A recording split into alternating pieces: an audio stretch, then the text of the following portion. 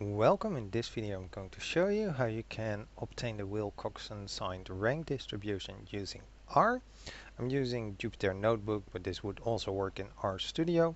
This video will focus on how to actually obtain this distribution, not so much what it is. I have a separate video about the Wilcoxon Signed Rank Distribution and its concept.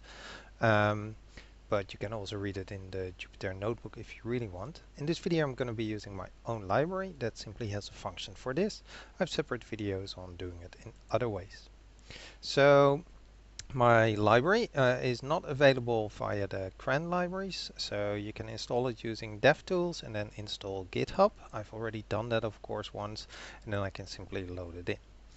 My library has two functions that are of interest here, which is WPMF, which is distribution Wilcoxon PMF, and CDF is also available. Both of these take as input a t value, which is the sum of the ranks, and the sample size.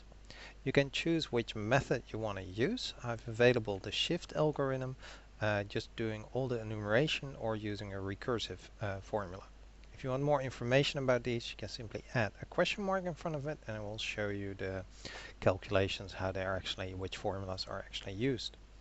So for example, if the sum of rank equals 3 and I have a sample size of 6, I can simply use this function and it will tell me that there is a probability of about 3% to have a sum of ranks of 3 if the sample size is 6.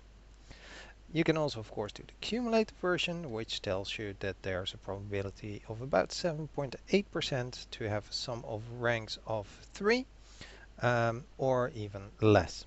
Alright, and that's how you can use the stikpetR library, and I hope this was helpful. Thank you for watching.